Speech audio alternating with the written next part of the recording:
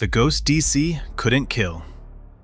Daniel Cormier didn't walk into UFC 214 just to defend a belt. He walked in to erase a shadow. For years, he had done everything a champion was supposed to do. He won. He defended. He carried the division. But no matter what DC accomplished, one name kept following him: Jon Jones.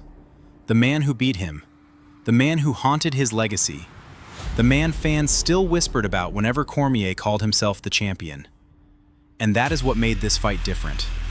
This wasn't just a rematch. This wasn't just about gold. This was DC trying to finally prove that his reign was real. But Jones came back with a colder message. DC was never free. He was only waiting. The champion with something to prove. That was the strange part about Daniel Cormier. He already had the belt. He already had the wins.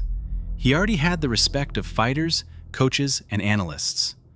But against Jon Jones, none of it felt finished. Because every time DC stood as champion, the same question followed him. Was he truly the best light heavyweight in the world? Or was he just keeping the throne warm until Jones came back? And be honest, if you were watching back then, you probably felt it too. Cormier was great. But Jones was the one name that made people hesitate. That doubt was the real opponent DC had to beat. Jones came back like a problem. Not like a man trying to prove he still belonged. Not like a fighter looking for redemption. He came back like someone who believed the division had only been borrowed while he was gone. And that made him dangerous. Because Jones didn't need emotion to control a fight. He didn't need chaos. He could stand in front of you, look calm, barely react, and still make you feel like you were already losing. That was the terrifying part for DC. Jones had been away. Jones had been questioned. Jones had been surrounded by controversy. But once the cage door closed, none of that mattered. Because the man standing across from Cormier looked exactly like the same problem he could never solve. The first round was a lie. Because if you only watched the surface, DC looked alive. He was stepping forward. He was throwing hands. He was trying to turn the fight into the kind of dirty boxing battle where he could crowd Jones, touch him, and make him uncomfortable. And for a moment, it looked like it might work. Cormier was not afraid. He was not backing down. He was forcing exchanges. But Jones was doing something much more dangerous. He was watching. Every time DC entered, Jones studied the angle. Every time DC reacted to a kick, Jones remembered the answer. Every time DC lowered his guard, Jones stored the information. This was not panic. This was not survival. Jon Jones was building a map, and DC had no idea he was giving him directions. Watch DC's right hand, because this is where the entire fight starts to change. The knockout did not come out of nowhere. Jones was not just throwing random kicks. He was testing a reaction. Again. And again. Every time Jones attacked the body, Cormier gave him the same answer. The right hand dropped. The head stayed exposed. And Jones saw it. So from this moment forward, don't watch the punch. Don't watch the crowd. Watch DC's right hand. That is where the finish begins. The body shots were the trap. Jones wasn't attacking DC's body just to score points. He was programming him. Every kick to the ribs forced Cormier to protect the same side. Every touch downstairs made DC respect the body threat a little more. And that is where Jones is different.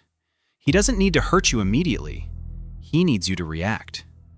The first body kick gives him information. The second one confirms the pattern. The third one makes you answer without thinking. And once DC started lowering that right hand, Jones had exactly what he wanted. The opening wasn't big. It wasn't obvious.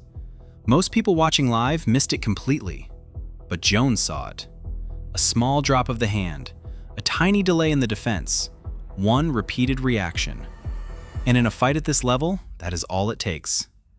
DC thought he was defending the body, but he was slowly opening the door to his head. DC started to believe, and that is what made the fight so dangerous.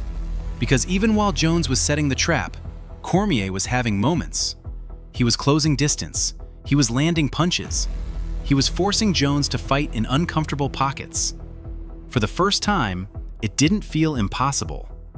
DC wasn't just surviving, he was competing. And if you were watching live, this is where the doubt started to creep in. Maybe Jones had been away too long. Maybe DC had finally caught up.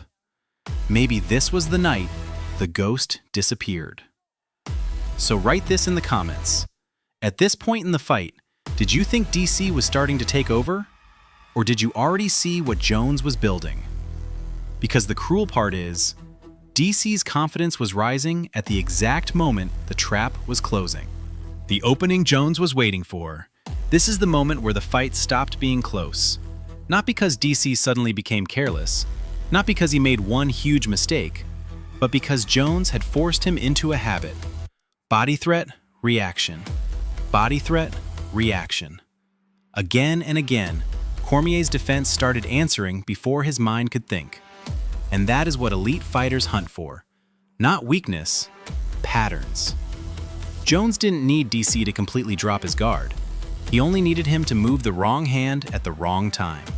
Just once. And by this point, Jones knew the reaction was there.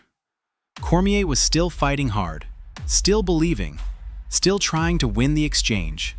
But the door was already open, and Jones was about to walk through it. The kick that ended the war. And then it happened. Jones stepped forward like he had done all fight. DC saw the movement. His body recognized the threat, and for one split second, Cormier answered the same way he had been answering all night. The right hand dropped. The head was open, and Jones fired. Left high kick, clean, fast, perfectly timed. Cormier never saw it coming until it was already too late. This was not luck. This was not a random strike. This was the trap closing. Every body kick before it had built this moment. Every reaction had led DC here. And when the shin connected, the entire rivalry changed in 1 second. The champion stumbled, the crowd exploded, and Jon Jones didn't hesitate.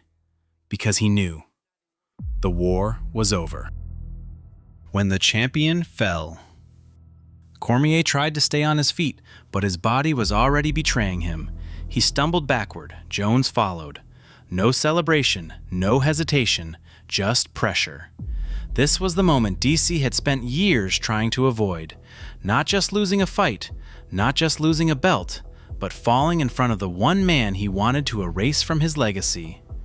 Jones swarmed him against the cage, punch after punch. Cormier tried to survive, but the damage had already been done. And when the referee finally stepped in, the arena knew what it had just witnessed. The rivalry had not been settled by words, it had been settled by one perfectly prepared mistake. DC came to kill the ghost, but the ghost came back stronger. The win that couldn't stay clean. Inside the cage, it looked like the final answer. Jon Jones had returned, found the weakness, landed the kick, and finished the one rival who had chased him for years. For one night, it felt undeniable. But then the story changed. The result was later overturned to a no contest after Jones tested positive for a banned substance. And suddenly, the most powerful win of his career became one of the most complicated. Because now, fans had to ask a different question. Did Jones prove he was the better fighter, or did the controversy change everything? That is why this rivalry still feels unfinished, because DC fell that night, but the answer never stayed clean.